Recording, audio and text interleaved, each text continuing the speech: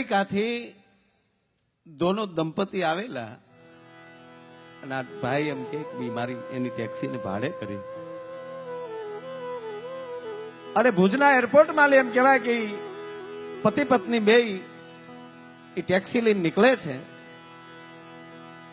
અને કચ્છના ગામડા એ ખૂંદતી ખૂંદતી ગાડી કચ્છના રોડ ઉપર જાતી હતી ને આગળ એક ગામ આવતું હતું એટલે બેન એના પતિને એમ કહેતા હતા, સાંભળો છો, સાંભળજો, ભલે તમે કેનેડામાં રહેતા હો, અમેરિકામાં રહેતા હો, બાપુ કાલે જ અમે પનામાંથી જે મિત્રો બધા પધાર્યા 5-6 યુવાનો બેઠા હતા ની વાત કરતા હતા કે માયાભાઈ 10-10, 15-15 વર્ષથી અમે અહીંયા છીએ, અમારા વડીલો તો 30-30 વર્ષથી છે, પણ જ્યારે ભારત જવાનું નક્કી થયું હોય પછી આગલે દિવસ કે બાપુ અમને ઊંઘ નથી આવતી, ક્યારે ભારત જઈએ. હવે સાંભળજો કે અહીંયા એ ધરતીનો પ્રભાવ હોય ખબર નહીં, પણ જેવી ભારત ભૂમિમાં જયારે આવી જાય, બાપુ નામ ન લીધું દીકરીએ, સાંભળો છો? હા, રસ્તામાં મારા બાપુજીનું ગામ આવે. અમેરિકા ગયા પછી આજ પહેલી વાર આવ્યા છે ભારતમાં. હું મારા બાપુજીને મળી નથી, તો રસ્તામાં જ ગામ આવે તો હાલો ને 5 મિનિટ ઉભા રહેશું, ત્યાં મારા બાપુજીને મળી લઉં. બાપુ એક ભારતની દીકરી બોલે, ઓલો માણસ એમ કહે છે કે મળી લઉં.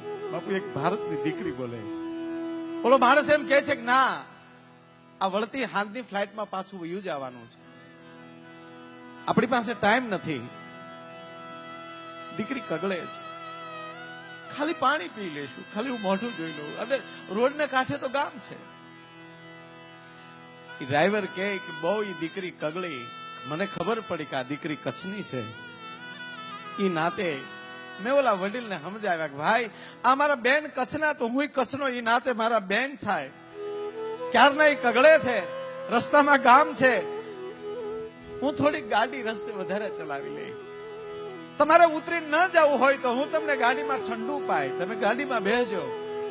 મારા બેન ને 5 મિનિટ જવા ગયો, અંતે ભાઈ માને છે. અને વેલજીભાઈ ગજરનું ડ્રાઈવર બાપુ વાત કરે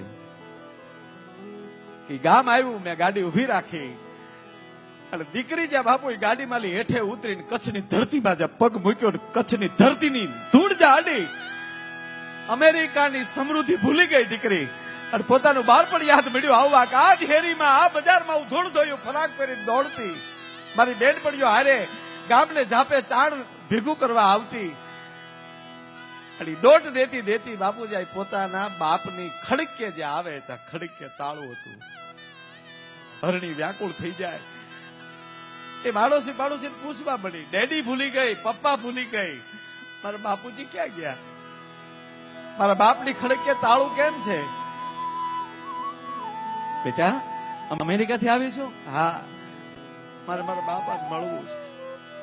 અરે બેટા તું ગયા પછી આયા તો આ કચ્છની ધરતી તને ખબર છે, હાથ વર્ષથી દુકાળ હાલે છે, અને અહીંયા એ બાજુમાં રાહત કામ હાલે, ત્યાં તારા બાપા ચોકડી ખોદવા ગયા છે, રાહત કામમાં ગયા છે. કેટલે છે કે આ ગામના જાપામાં બેટા તળાવ ખોદાય ને ત્યાં છે.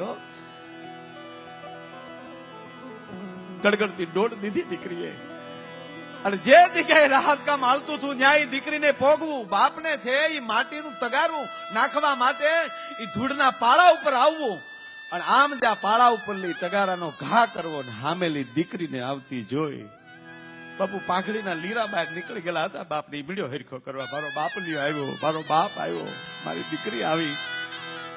આવીને દીકરીને ભેટી ગયો બાપ. થોડીક વાર ઉભી છે દીકરી, પછી કહે છે બાપુજી અહીં નીકળ્યા ને ખાલી મળવું છું તમને. એને ઉતાવળ છે ગાડીમાં, રે ઈ આવ્યો છે? હા, એને ઉતાવળ છે બાપુ, એટલે હું પાછી ફરું છું. આવજો બેટા, મારી ચિંતા ન કરતી હો બેટા. વાત તો બહુ મોટી, મેં ટૂંકી કરી નાખું છું વાત.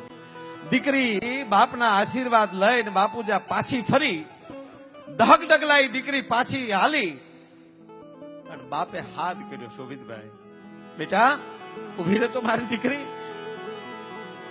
દીકરી ઉભી રહી, ધીરે ધીરે બાપ પાસે આવ્યો, અને બાપુ ચોકડી ખોદવાનો પગાર થયેલો ને એમાં 5 રૂપિયા વધેલા, એ પાઘડી ગયા. દીકરીના હાથમાં આપ્યા, લે બેટા 5 રૂપિયા લેતી જા. ત્યારે દીકરી બોલી, બાપુ અમારી પાસે ઘણા રૂપિયા છે, કારણ કે ક્યાં અમેરિકાનો ડોલર અને ક્યાં રૂપિયો 5.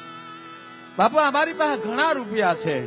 અને તેથી મારા ભારતવર્ષનો બાપ એટલું બોલ્યો છો, બેટા એ લાટ છે ને એ તારા છે, આ 5 તારા બાપના છે, એ લેતી જા.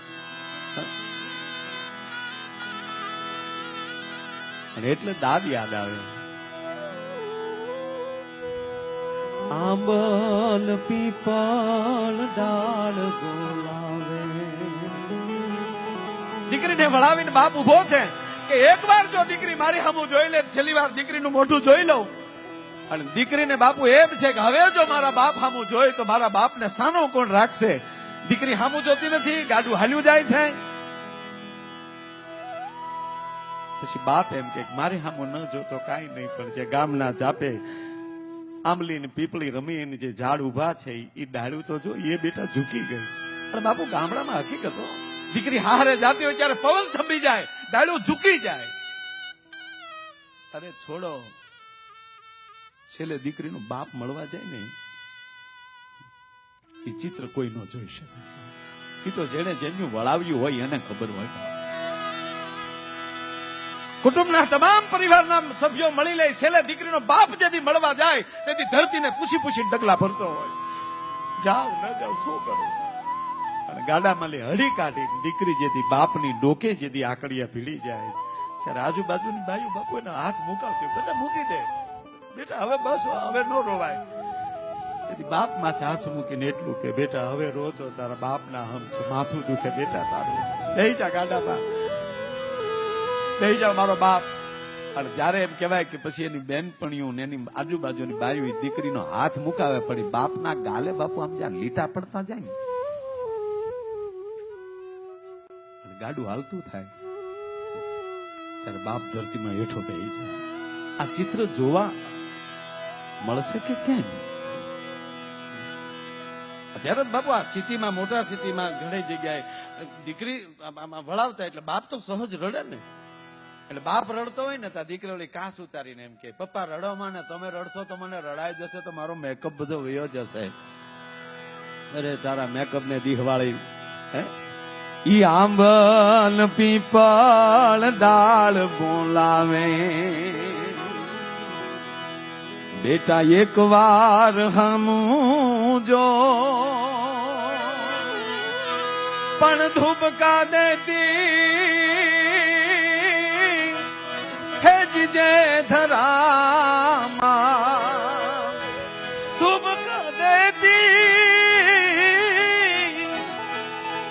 એજી ધુબકા દેતી એજજે ધરામાં, એ આજગારો અણહરો કાળજા ફેરો કાઢતો મારો, ગાંઠથી ચૂટી ગયો કાળજા ફેરો કાઢતો.